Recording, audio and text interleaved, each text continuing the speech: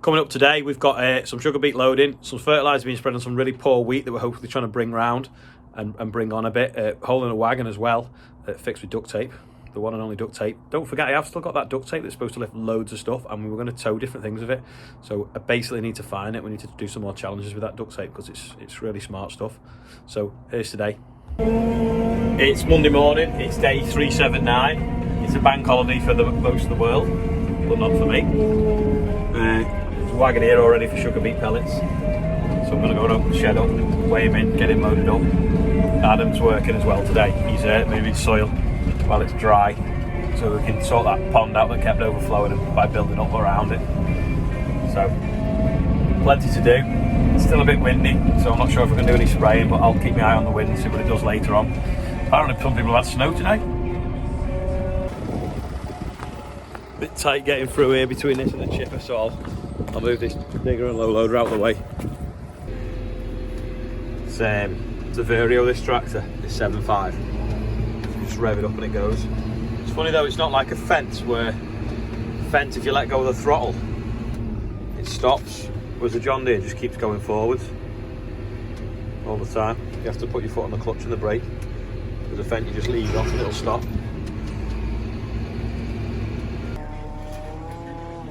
I'm having to count the bucket loads because for some reason that's greyed out and it won't let me get into the screen to turn on the weigh loader and the counter. So I just have to count the bucket so we don't overload him. It's hard to spot a silver wagon in the shed. Bit of a pile on where his sheet goes over, so he has to jump on the brakes.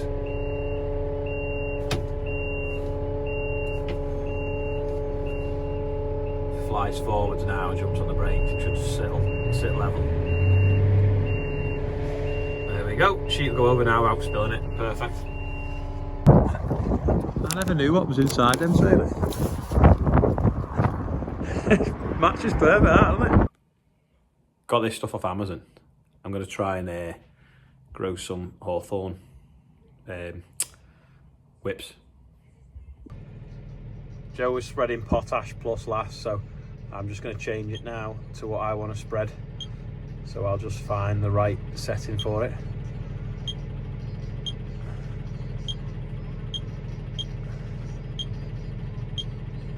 Oh, that was it actually. There we go. Enter.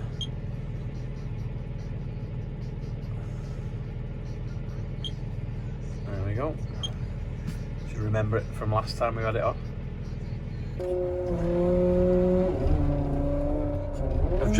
I've just realised it's not actually single top I'm putting on, it's nitram, straight nitram. So I'll just have to change the setting on the sower before I get going.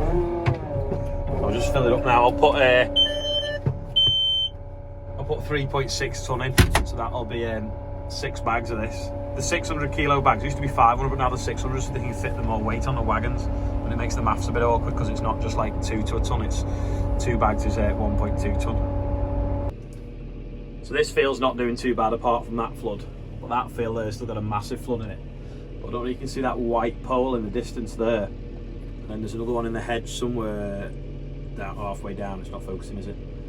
That's a petrol pipeline going through. I think it actually heads to the airport. So we need permission to drain it in case we damage the petrol pipeline, or drill through it and start siphoning petrol off, I suppose. Yeah, so it doesn't make it that easy to drain, but yeah, it's quite wet, this ground up here. But it's the first time we put winter corn on it in 3 years because it was really badly damaged from having potatoes on for a few years and we took it over. But it does need a lot of work doing to it to bring it round. But anyway, we'll get some fertilizer on and see how it goes. And the field the other side of the hedge, because of the stupid 3-crop rule we used to have, we have to crop that different to the rest of the land. So that's going to have to be spring wheat over there, and then this is going to be winter wheat.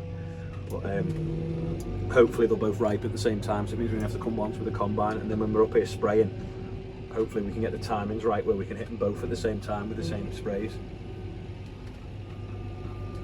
So I'll just program this now, because like I say, I set it for single top, but it's not, it's nitram, so I'll just change that setting and then off we go.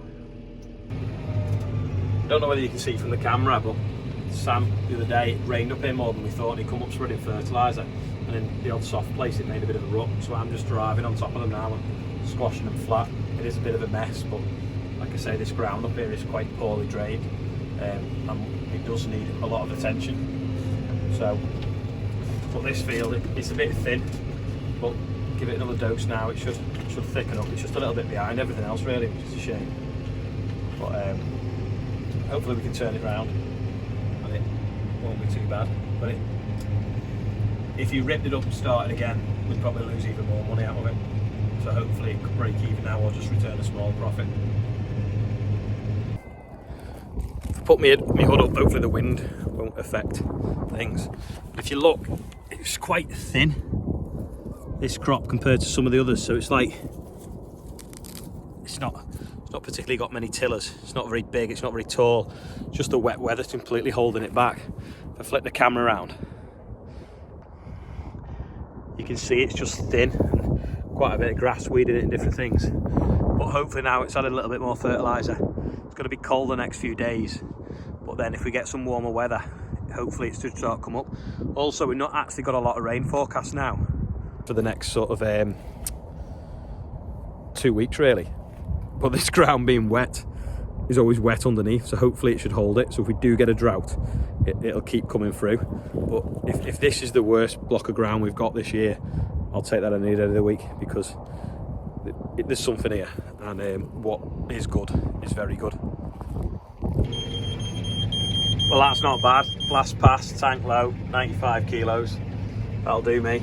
We're the furthest block of land from home, so I didn't want to run out this time, and I didn't. So this is dried off nicely. It was dished the other day. This is going to be spring wheat. We'll have to come up on Monday now. Sorry, not Monday, Tuesday. Work it a bit leveler now, because we literally just roughed the top up to get some air into it, to get it to dry out, because it's totally battered by the rain. Let me just stop and then you can see better, focus better. So it's now like baked really hard into horrible lumps. We'll knock them down, put some deeper legs through it to give it some structure, artificial structure, and then drill it with spring wheat, and then this should be the last field then to go in. Well, it'll be the last field to go in if we drill the spring barley first, but we have still got some spring barley after where the carrots were, so we'll see which dries first. But either way, at least we can get on this now. The other day we couldn't put anything deep through it to level it out and get rid of the water, because we just physically couldn't pull it, so we had to just put the disc through the top inch just to bust it up, give it a bigger surface area so it dries out better with the wind and the sun. And now we can get a bit of traction in it and come through it again with something deeper. If it had structure, we wouldn't need to do that, but it just hasn't got structure. It's been damaged, this land, over the last few years, and it's not got any proper drains, but hopefully we'll bring it round. And spring crops less risk as well, because there's less chance of having some prolonged wet weather on it. So that's the plan, but I'm amazed how much it's dried, to be fair. Spread is definitely getting ready for a wash now. It's nearly ½ inch thick. Different fertilizer on it. Anyway, hopefully the jet wash will be fixed and back tomorrow and we can get it washed off. But it's been working every day, so it's just is what it is. Just for some comparison, there's some wheat there. That's what it should look like this time of year. Glorious, nice deep colour, growing away. I'm basically on a bit where we're going to be sowing sunflowers, and this is the NHS, so this is the N here. As you saw the other day with the drone picture, you can still make it out because the grass is still green around the outside. But we will be flailing it all this week. So what we'll do is we'll flail it all in a big square block, and then it'll shred up the old sunflowers and the weed and stuff, and then cut the grass, and then we'll work up the lettuce, and we're going to sow them with something else this year. And may as well keep it there because it'll look good. So then this bit here will be sunflowers. So in the next sort of like, I don't know, 2 or 3 weeks when the weather warms up, we'll get on with that. Just climbing out the Fendt and I saw this. Does anyone know what it is and why we carry one in every tractor? If you do, leave a comment in the box below. Fast track and the loading shovel have been moving some soil this morning. Now it's getting the chip trailer on, which is a silage trailer, and it's going to get loaded up with chip ready for delivering in the morning. Blue skies, not really any wind in the yard, but it's windy everywhere else, so that's stopped the spraying for the day. Well, stopped the spraying, it never started because it was too windy, but I probably could have put a bit of liquid on now, but anyway, it's getting late now, so I'll probably edit the video for you because it is Monday after all. This was yesterday's quiz question. Yeah, it is a hydraulic whacker plate from top of a 13 ton digger. And lots of people said that the plate's been bolted on wrong. Well, it kind of has, but it's been put on that way for a specific reason, because Elliot, whose it is, wanted it that way round for whatever job he's doing. And it probably would knock fence posting as well. Very big fence posts. So yeah, that was that. But basically it's just got a hydraulic motor inside there. Well, there's the hydraulic motor, and then inside there is a weight on a shaft that's offset. And as it spins, it just basically wobbles. That's about it for today. Thanks to everyone that's been watching and subscribing. Bit of a glitch for YouTube. I woke up this morning and I'd lost a load of subscribers. Turns out they'd lost all the people that subscribed on the 14th of March. Anyway, it's a glitch in YouTube and it's happened to a load of people. But thanks to everyone that's watching. If you've not subscribed, please click subscribe. And if you click like, then more people will see the video. So tomorrow's Tuesday, a normal day again after this bizarre Easter weekend kind of holiday for most people. But yeah, thanks for watching, and here's an intro from Freddie Jones 63 on Instagram. So don't forget, if you've got some, keep them coming, and I'll see you tomorrow.